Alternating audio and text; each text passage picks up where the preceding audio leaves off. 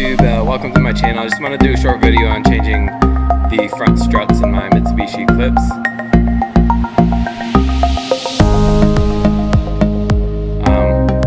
So this is my Mitsubishi Eclipse, as you can see. The tools I'm working with: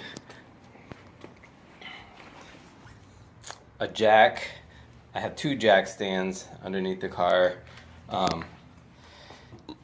Large millimeter socket set, hammer, few sockets. I have breaker bars, is very important, and I also have a rod right there, a metal rod, as an extension to my breaker bar, which I did use. So first thing I did was take my tire off. After I took my tire off, the next thing I did was I disconnected the sway bar end link, which is this bar that runs up to that hole in the strut tower. So the sway bar end link goes from the sway bar end up to that hole, and I found that removing the nut that was on the other side of this was next to impossible, because there's a star hole in there, so which pokes out of this hole, and then this nut is attached to the other side, to this side, which holds it in place. And in theory, you can put a star wrench in there, which I tried, and unscrew this bolt, and it just wouldn't work. I started stripping that star hole. So what I did was I just clamped a pair of pliers down on the back side of this, which this was mounted on the back side. That's about where it was, and this is where the nut was. After I clamped the needle nose vice grip pliers on there, then I was able to unscrew this bolt. The second thing I did was break these bolts that are holding the strut to the knuckle. So this thing is called the knuckle, and it's attached to the disc brake. So in order to break the bolt, what I did was I soaked it with penetrating oil, soaked the seams with penetrating oil, attached this style wrench to this side, and I did not use that wrench. I used this breaker bar, attached the breaker bar, and I was able to break the bolt. This is a socket set, which I'm unscrewing the bolt right now using the socket set. But to break it, you need a breaker bar and a wrench on the other side. Breaker bar and a wrench on the other side. And so that's where I'm at right now. All I have to do is finish removing this last bolt. So that's where I'm at. And then once I'm finished removing that bolt, I remove these 3 bolts, and it drops right down. I did loosen just like a quarter turn this middle nut while the strut is still in the car, just to kind of loosen it, just to make it easier, so when the strut does drop out of the car, I'm not struggling to loosen that nut on the top. So that's where I'm at right now. Took me probably about 10 or 15 minutes so far to get to this point. So I was able to take the bolts pretty easily off of the knuckle once they were cracked. Once they were cracked, it was real easy just to unscrew, and they just pulled right out. So the next step is to unbolt these, which once these are unbolted, the strut should fall right out.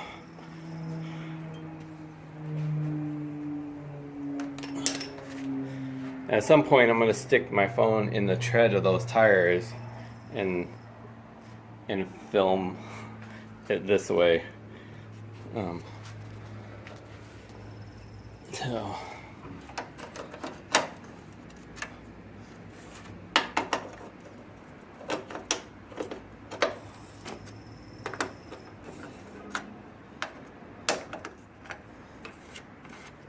So these bolts are actually coming out by hand.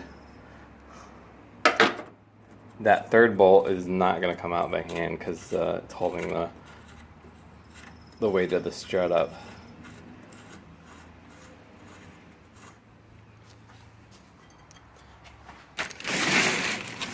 And this is the old strut from the other side, which I did yesterday.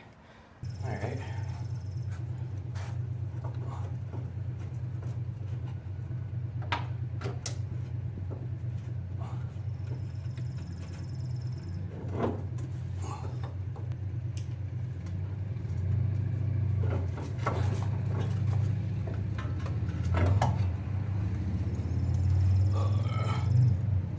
And there is the strut.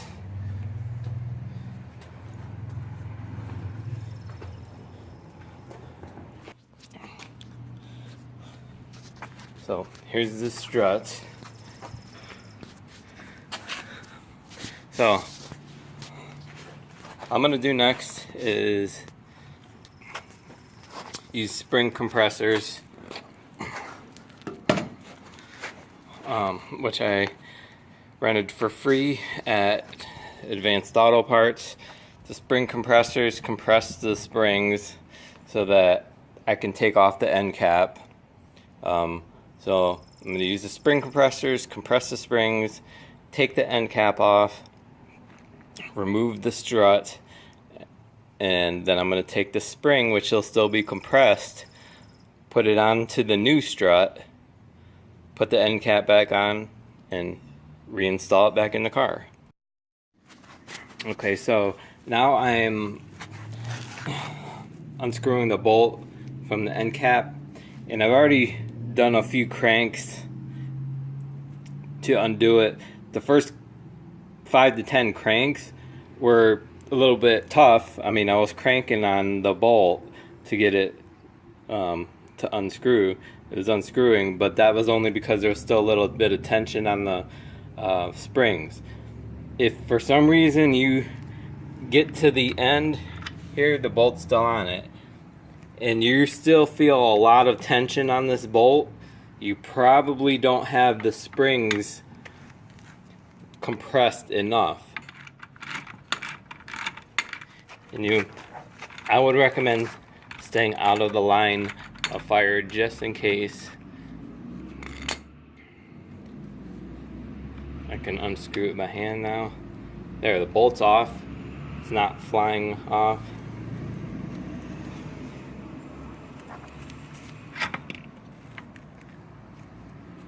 End cap comes off just like that.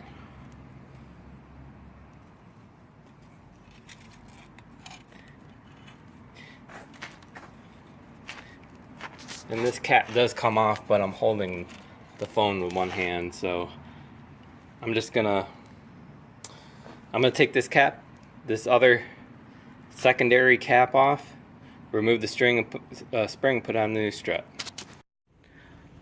Okay, so fast forward, took the old spring, the old cap, 2 caps, I guess, I don't know what this one's called, the plate cap, off the old strut, which is over there, and put it on the new strut. So, only thing on the new strut, this is the new strut assembly. Only thing that's on the new strut assembly, this is an old cover, this is my old spring that I took off the old strut, and this is the old cap. So put the old spring on the new strut and the old cap on the new strut, and it's ready to be reinstalled back inside the car. So I've installed the strut It's currently just dangling because the strut is being held on by these 3 bolts on top. So all I did was put the strut in, bolt the 3 bolts in, and it's just currently hanging by those 3 bolts. All I have to do now is attach these 2 bolts to the knuckle, reattach this sway bar end link, which goes right in this hole right here where my thumb is, and reattach the brake line. I'm finished. 2 bolts, sway bar end link, and brake line. I'm done. That's pretty much the process for removing. I unattach the sway bar end link, remove the 2 bolts, and remove the brake line attachment bolt, and then the 3 bolts on top. Okay, the 2 knuckle bolts are in and tightened up. So the 2 knuckle bolts, the 3 bolts on top. The next thing I'm going to do is the sway bar end link. No, I just want to bring to your attention, the sway bar is longer than the hole for where the sway bar end link goes into. So that has to go into that hole. It's too long. The way to fix that is by jacking the spring up. So I'm going to go ahead and do that now.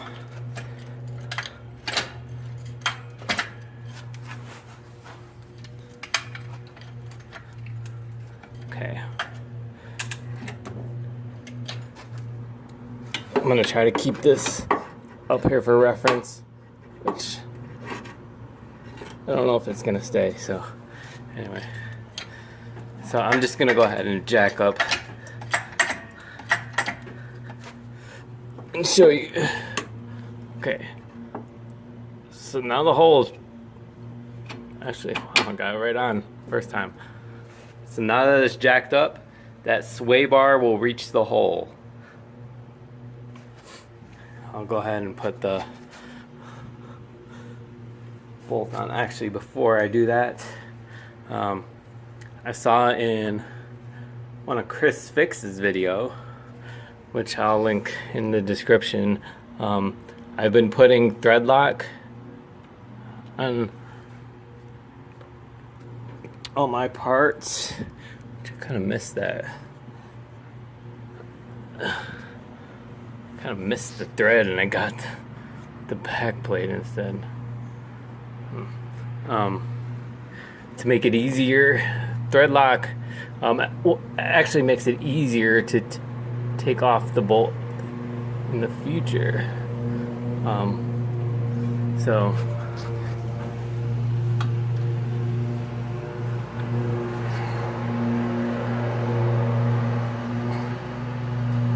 I'm trying to do this with one hand. It's not working. So that's pretty much it. All I got to do is finish tightening that bolt, lower the car down, and that strut assembly is done. I'm gonna spare you me putting on the tire, but the strut is done at this point. Well, not. I gotta finish tightening that bolt down,